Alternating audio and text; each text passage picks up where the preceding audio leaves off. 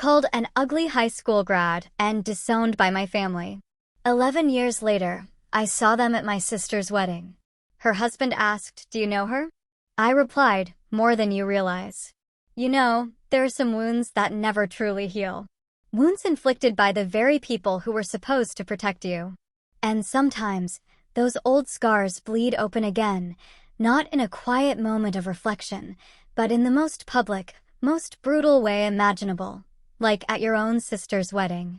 It was supposed to be her perfect day, but it became the day I finally reclaimed mine. I stepped into the grand ballroom of the Evergreen Resort and instantly, a cold dread snaked its way around my heart. Chandeliers dripped crystal light across polished marble floors, and the air itself seemed to whisper with old money and hushed respect.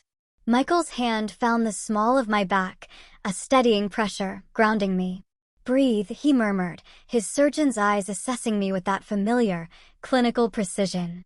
We earned our place here. Beside us, our son, Leo, tugged at his tiny bow tie, his 6-year-old patience already wearing thin. "Mom, this thing is trying to choke me."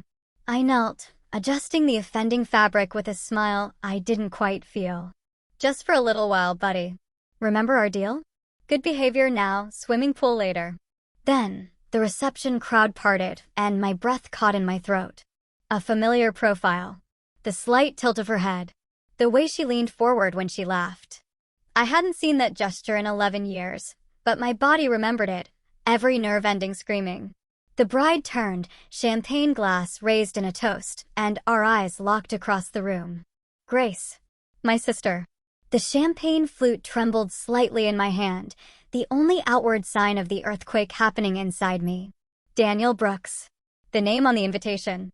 I hadn't recognized it. I hadn't made the connection. I just assumed Grace was still using our family name, Collins. Her gasp sliced through the ambient conversation like a blade. Heads turned. The music played on, but a terrifying bubble of silence formed around us, stretching across the divide. Behind her, Mother's face drained of color, then flushed crimson. Father moved, swift and protective, toward Grace, his broad shoulders creating a barrier between us, just as he'd done all our lives. "What are you doing here?" Mother hissed, loud enough for nearby guests to turn with curious eyes. For a heartbeat, that familiar shame rose in my throat. I was 21 again, standing in the rain with a suitcase, homeless and utterly alone. Michael stepped forward, his voice firm but measured. "My wife is a guest. She's the CEO of Medova." We were personally invited by the groom. The name Medova rippled through the cluster of medical professionals nearby. I heard whispers. Saw recognition dawn in their eyes. "CEO." A woman in a burgundy dress turned to her companion. "That's Amber Collins." The rain from that night still felt cold on my skin, though it was a distant memory now. "If you're too ungrateful to help at the clinic, don't come back." Father's words echoed. The slam of our front door, final as a judge's gavel. Now I stood tall in Valentino. The scared girl was gone. In her place, a woman who built something from nothing. A woman who refused to disappear. Dr. Daniel Brooks approached, confusion creasing his brow. His gaze darted between Grace's frozen face and my composed one. "You know the CEO of Medova?" He asked my parents, then turned to me with growing interest. "We've been trying to partner with them for months. Your patient monitoring system is revolutionizing post-surgical care." Grace attempted a smile, but it faltered. Mother and father exchanged panicked glances. The whispers among the wedding guests grew louder, more insistent. I could have made a scene. I could have exposed 11 years of lies. I could have told Daniel how they'd claimed I'd failed out of college, how they'd painted me as irresponsible while quietly pocketing my tuition money for Grace's benefit. The power was finally mine. But instead, I simply said, "Hello, Grace.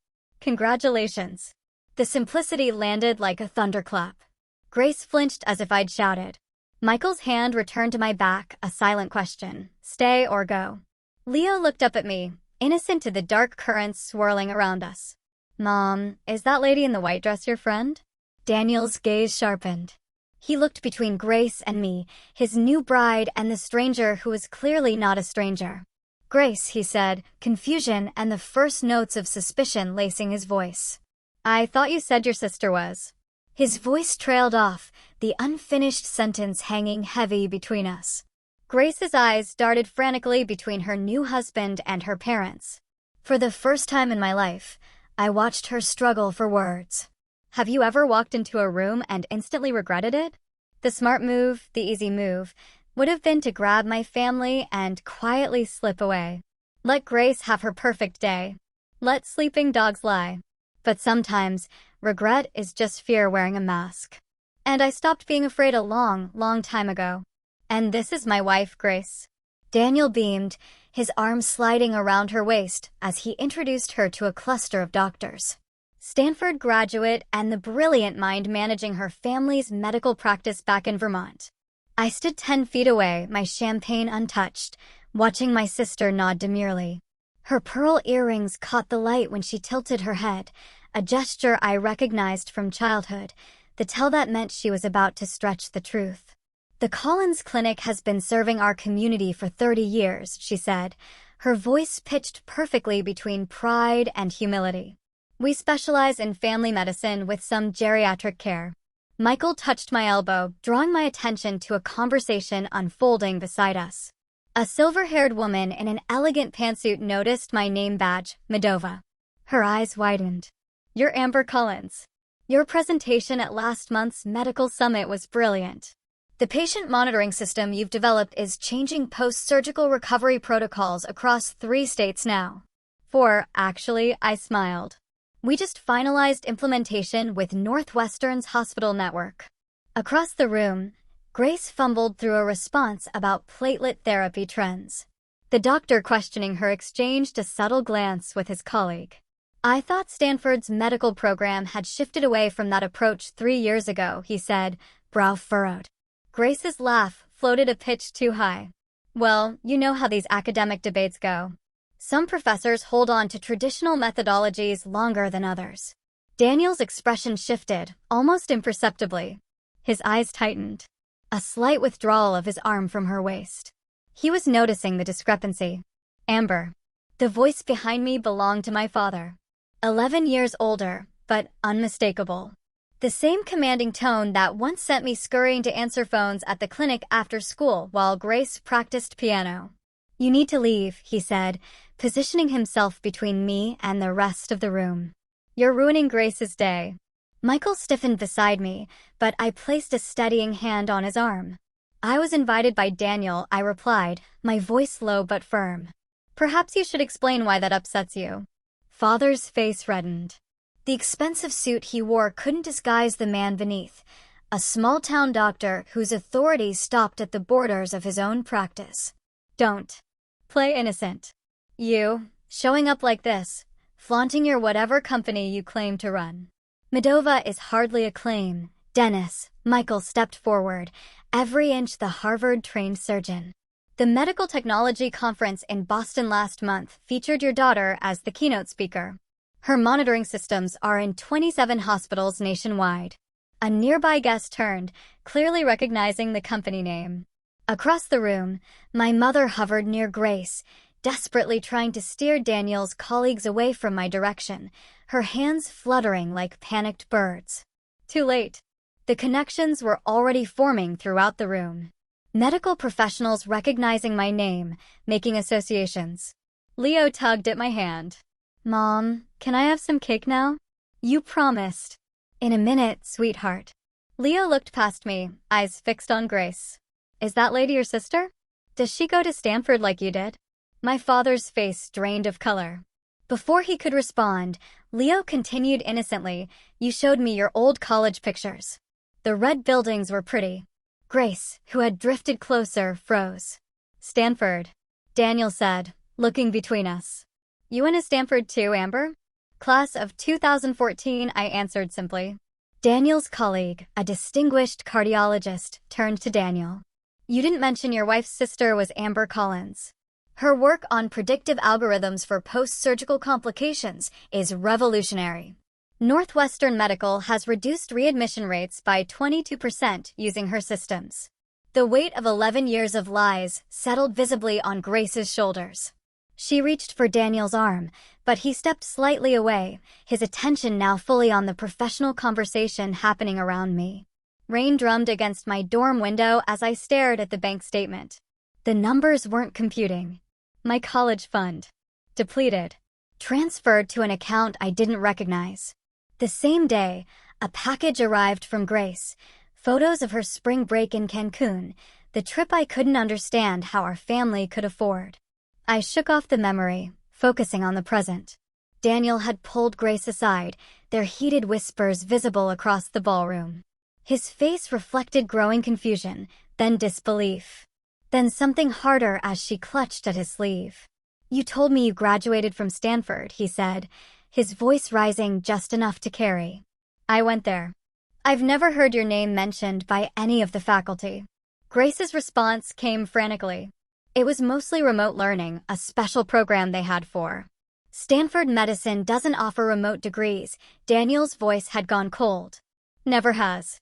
Color drained from Grace's face as she realized her carefully constructed life was beginning to collapse. Her eyes darted around the room, landing on mine with desperation. Daniel stepped back from her, straightened his tie, and turned. With deliberate steps, he walked across the ballroom, away from Grace, directly toward me.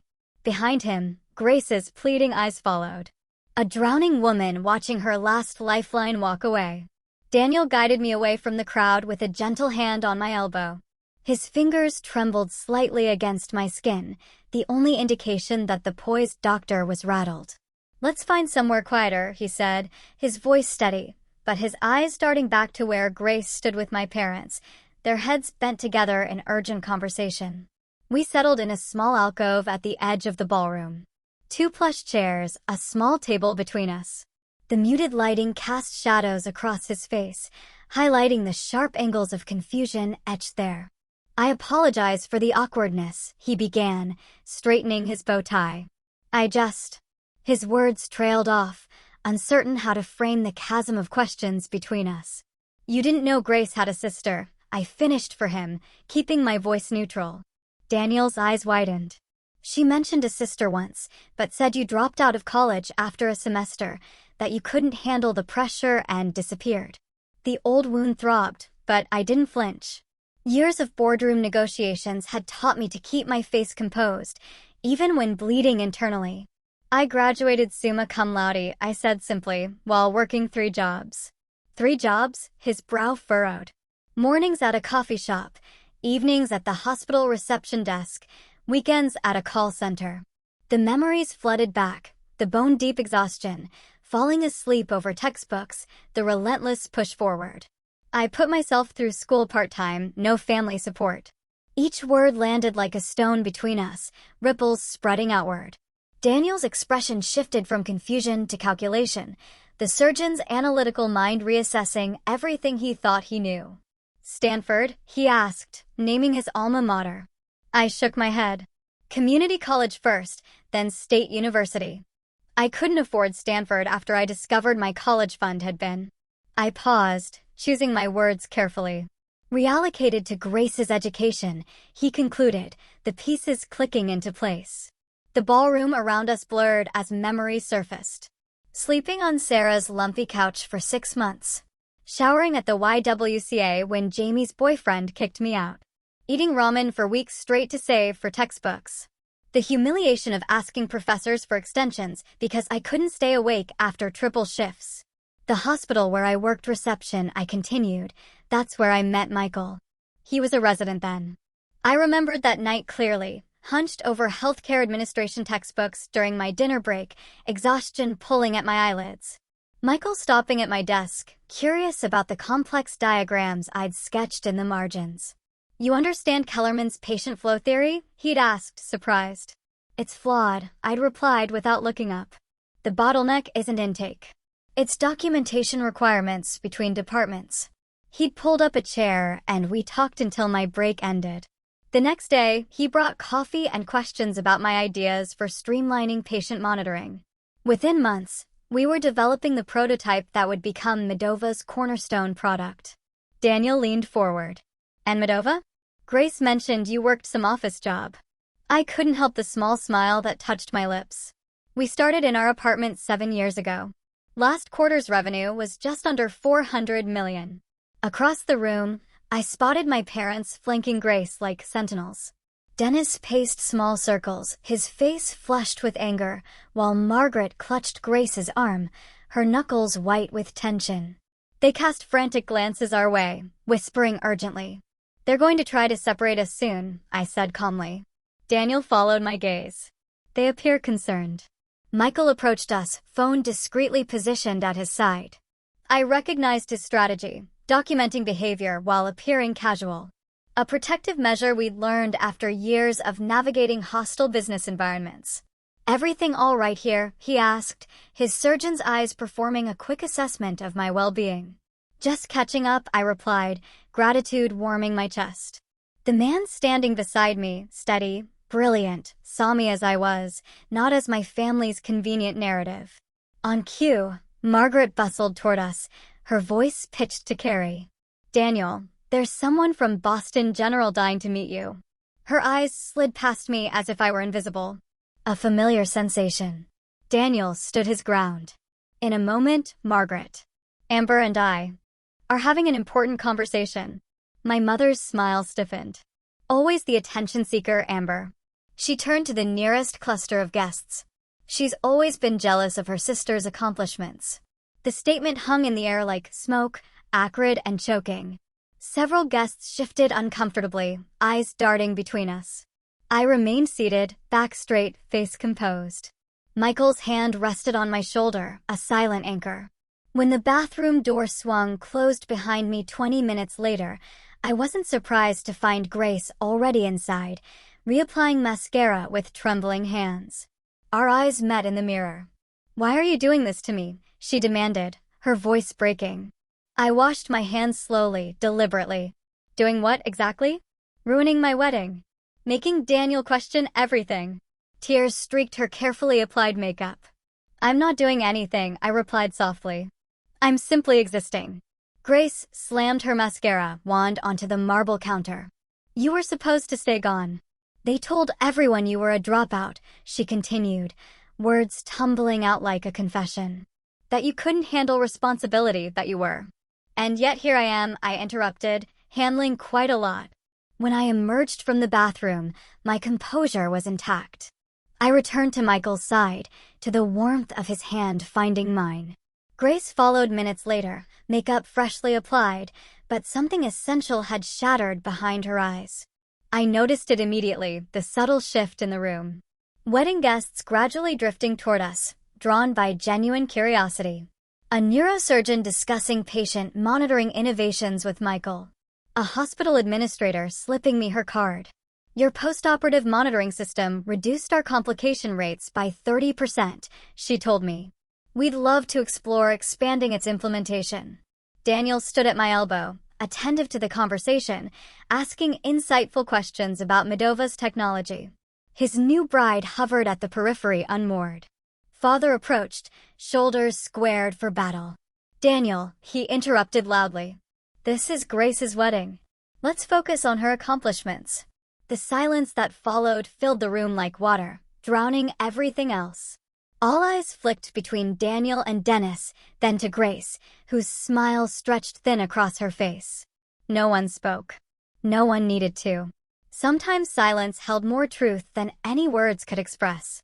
I handed my half-empty champagne flute to a passing server and checked my watch. We'd stayed long enough. Michael caught my eye across the room where he was extricating himself from a conversation with an enthusiastic orthopedic surgeon. His slight nod confirmed we were on the same wavelength as always. "Are we leaving now?" Leo tugged at my hand, hope brightening his eyes. "Swimming pool time?" "Yes, buddy. Just one more thing." I pulled a small, cream-colored envelope from my clutch. Inside rested a certificate for Medova stock.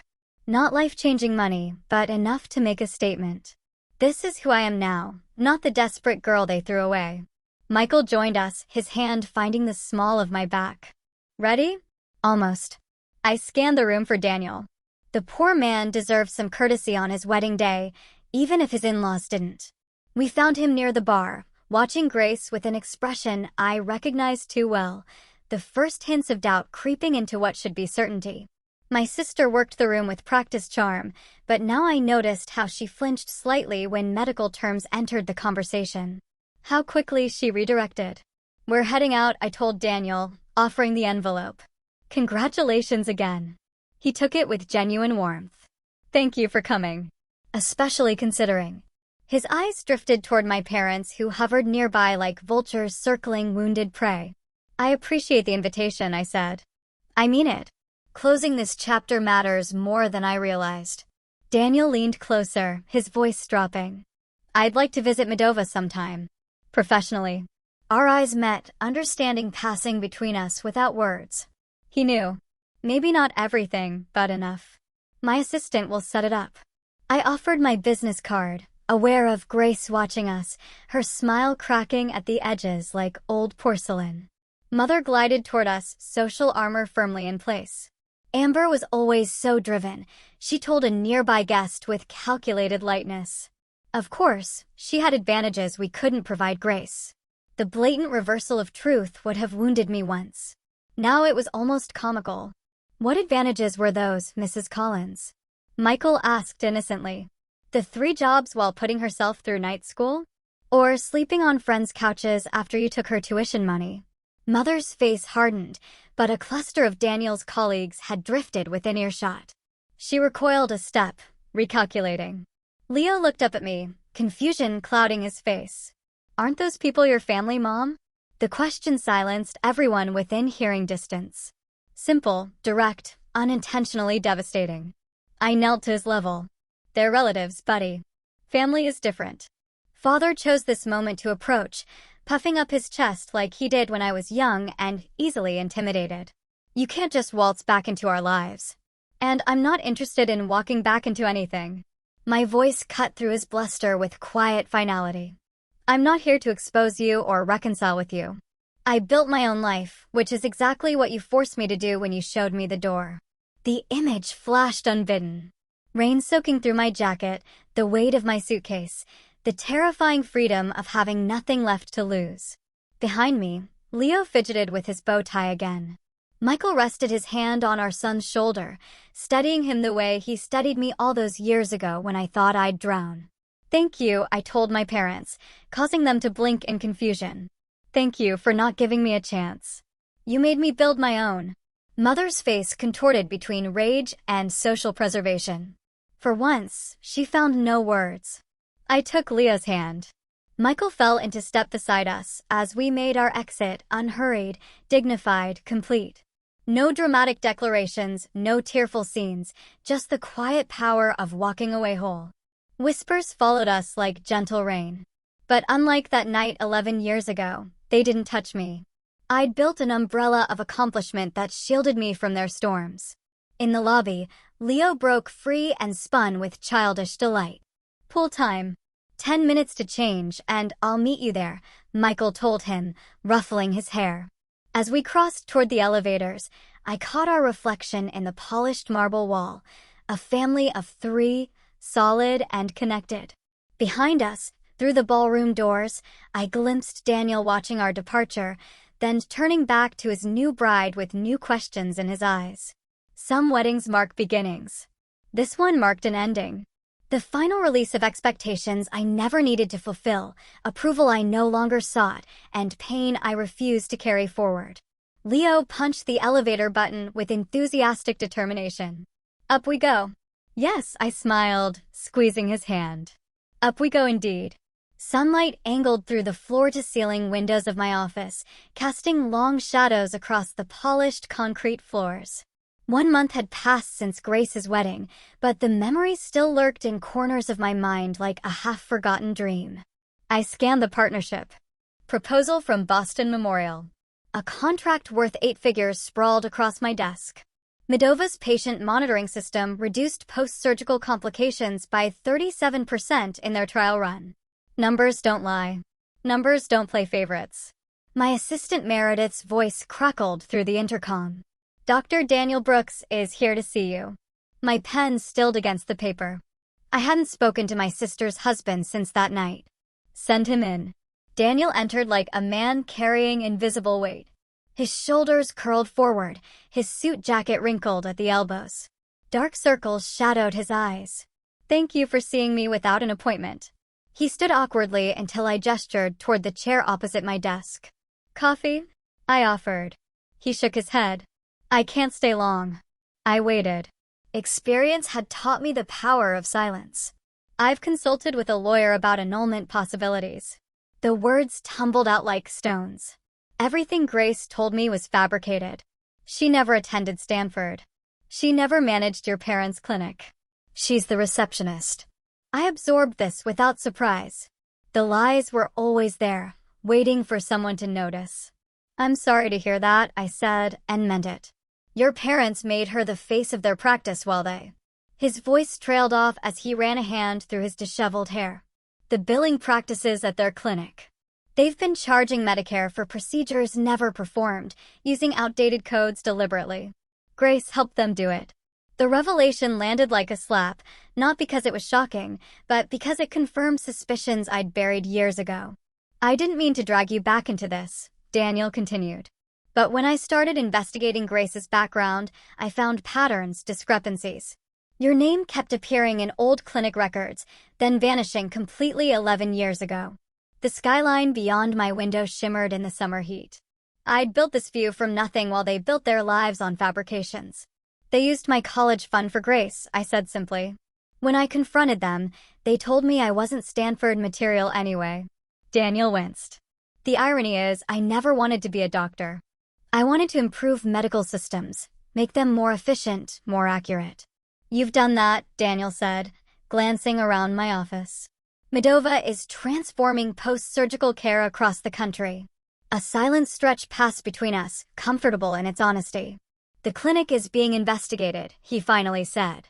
I submitted anonymous information to the proper authorities after discovering the extent of the fraud. They've been doing this for nearly 15 years. 15 years. Beginning right around the time I left for college. My phone buzzed with a text from Michael. "Picking up Leo early. Zoo day. Join us." A warmth spread through my chest. This was my real family now. "What will you do?" I asked Daniel. He straightened his shoulders. "File for annulment. Cooperate with investigators. Start over." He hesitated. "I came to apologize for my unwitting role in reconnecting you with your past and to ask, do you plan to get involved in the investigation?" The question hung between us, heavy with implication. I could destroy them completely. One phone call from the CEO of Medova to the Medicare fraud investigators would accelerate everything. "No," I said finally. "I built my life separate from theirs. I intend to keep it that way." Relief washed across his face. "Thank you for seeing me." After Daniel left, I stood at my window watching traffic flow 40 stories below. My phone vibrated with a voicemail notification. Grace's number. The third this week. Michael called as I was gathering my things to meet them at the zoo. "You sound tired," he said. "Daniel Brooks came to see me. The family clinic is under investigation for Medicare fraud." A pause. "Are you okay?" "Yes." The answer surprised me with its truth. "Are you going to get involved?" I watched a red-tailed hawk circle the skyscrapers, riding thermals with effortless grace. "I was thinking about what you said last week, about how my success is already their greatest punishment." "I stand by that," Michael said. "But it's your choice." My computer chimed with an incoming email. An attorney representing the Medicare Fraud Investigation Division requesting information about my time at Collins Family Practice. Attached were documents requiring my testimony. "They want me to testify," I told Michael. "What will you do?" I considered the question.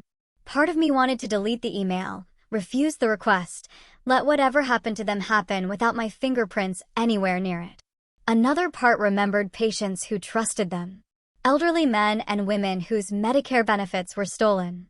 "I'll forward them copies of the clinic's original records from when I worked there," I decided.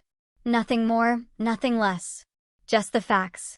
"I'm proud of you," Michael said. My phone buzzed again. Another voicemail from Grace. Her third today. The first one begged for money. The second threatened to tell Leo the truth about his mother. I didn't need to hear the third. I pressed delete without listening. The small action felt surprisingly final. Leo wants to see the new tiger cubs, Michael said, his voice a welcome anchor to my real life. Tell him I'm on my way. I gathered my bag, pausing at the door to look back at my office. The Boston Memorial contract waited on my desk. Another hospital ready to implement the system I built from nothing but determination and long nights. I closed the door behind me, leaving Grace's voicemail in digital oblivion where it belonged. Some debts can never be repaid. Some wounds never fully heal. But I've learned that moving forward doesn't require forgiveness. Sometimes it just requires letting go. The purple coneflowers bent towards sunlight. I pinched back another spent bloom, adding it to the collection in my palm. 6 months had passed since the wedding. 6 months of breathing easier, like finally stepping out of shoes that never quite fit. Leo raced between the raised beds, his Batman cape fluttering behind him. Mom, can I water the tomatoes? Start with the peppers, I told him, pointing to the drooping leaves. They're thirsty today. He grabbed his small watering can, tongue poking out the corner of his mouth as he concentrated on not spilling. The mid-May sun warmed my shoulders through my t-shirt. No designer labels here. Just comfort in my own space. Michael appeared at the patio door, 3 glasses of lemonade balanced on a tray. Reinforcements, he called, descending the steps into our modest garden. His surgeon's hands, the same ones that perform delicate heart valve replacements, now passed lemonade to our son with exaggerated ceremony. Thank you, good sir. Leo responded with a wobbly bow that nearly spilled his drink. Michael's eyes met mine over Leo's head. The unspoken conversation passed between us. This is what matters.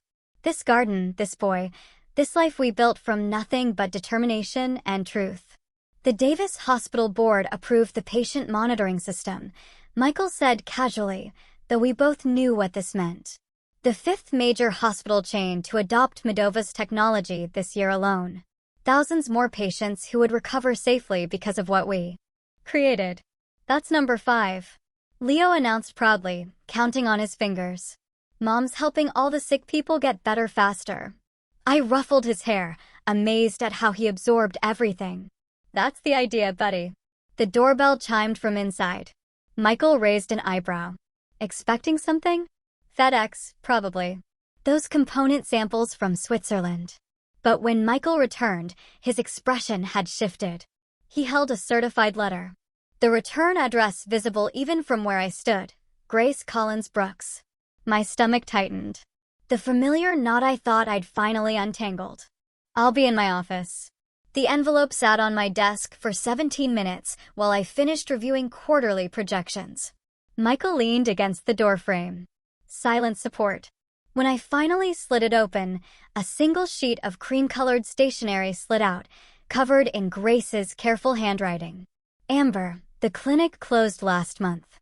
Not because of anything you did, but because of everything Mom and Dad did. The investigation found billing irregularities going back 15 years. Daniel left me.